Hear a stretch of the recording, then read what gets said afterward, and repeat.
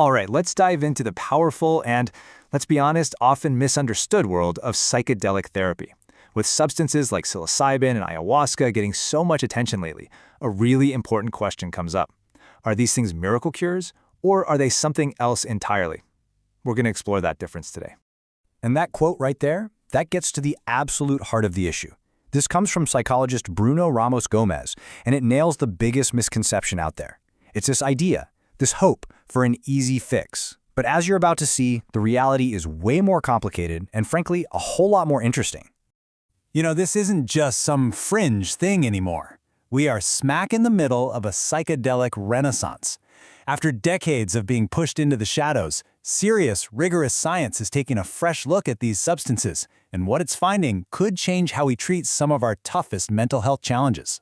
And the potential here is just so broad. I mean, researchers are seeing really promising results for everything from severe addiction and PTSD to depression that hasn't responded to anything else, and even OCD. The sheer range of conditions is exactly why there's so much buzz in the medical world right now. So our guide for this explainer has his feet planted firmly in two very different worlds. We're drawing from the work of Bruno Ramos Gomez, a psychologist who has given clinical ibogaine treatments to over 400 patients for drug dependency. At the same time, he's also deeply studied traditional ayahuasca rituals. This dual perspective is going to be key for us to understand the whole picture. So let's start with maybe one of the most critical ideas in all of psychedelic science, the setting. We're going to look at two very different paths to healing, to see just how much the environment you're in really, truly matters. Okay, this slide shows such a fascinating contrast. On one side, you've got ayahuasca. It's an Amazonian brew, it's used in a spiritual ceremony with a whole community, and people see it as a plant teacher.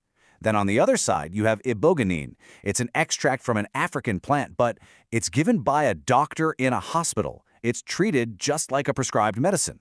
These are worlds apart in their approach. And this just hammers home a core principle. Context is everything. The source material points out that the exact same ayahuasca brew can create a wildly different experience. I mean, compare a brightly lit ritual with group singing to a dark, silent ceremony guided only by a shaman's voice. The setting isn't just some backdrop, it's an active ingredient in the whole thing. But here's where it gets really wild. Even in that sterile medical setting for an ibogaine treatment, where patients had never even heard of the traditional African religions it comes from, many of them reported being visited by what they called the Iboga spirit. They often described it as an old African healer. It just goes to show that spiritual side can pop up even when nobody's looking for it. And this brings us right back to that central and honestly, potentially dangerous idea. So let's really take a minute and break down this magic pill myth. It's a simple question, right? But it gets to the point. Think about it. When you have a headache, you take an aspirin. You don't have to believe in the aspirin. You don't need to light a candle. You just swallow it, and it works. So, is psychedelic medicine the same deal? The answer is a huge, resounding no. Just look at this breakdown. With aspirin, your setting is totally irrelevant. With psychedelics, it's crucial. Your belief, your trust in your guide, that stuff heavily influences the outcome.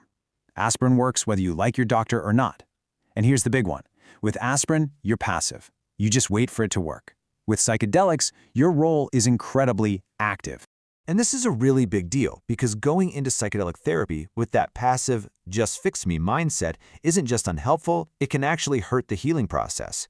If someone expects the substance to do all the work, they're way less likely to put in the personal effort that's needed for any real lasting change. So if it's not about a magic pill, what is it about? Well, it's about the process. The actual psychedelic experience, the trip, is just one single piece of a much, much bigger therapeutic puzzle. A successful journey really has three key stages. First up is preparation. This is where you build trust with your guide and figure out what you want to work on. Second, obviously, is the experience itself. And third, and you could argue this is the most important part, is integration. That's the hard work of taking what you learned and actually weaving it into your daily life. And the science on this is crystal clear.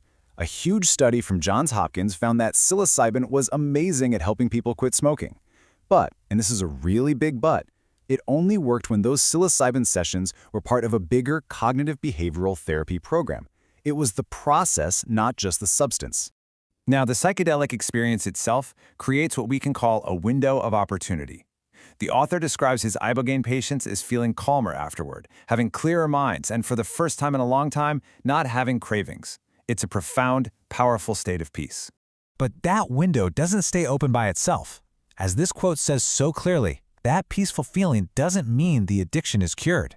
The hard part, actually changing your habits, that's tougher because it all depends on the patient. The substance opens the door, but you're the one who has to walk through it. And that brings us to our final and honestly our most important takeaway here. We have to completely reframe how we think about these powerful substances. They are not cures. They are tools. So, what's a therapeutic tool? It's something that doesn't just fix you. Instead, it creates an opportunity, a chance for you to do the work of healing yourself. It creates space, it gives you a new perspective, but it doesn't do the heavy lifting. That responsibility and that power is still with the individual. And what is that real work? It's the gritty, not-so-glamorous, day-to-day stuff. It's changing who you spend time with, changing your routines, changing how you deal with stress. It's breaking those deep-rooted patterns that got you into trouble in the first place. That's the work the tool helps make possible.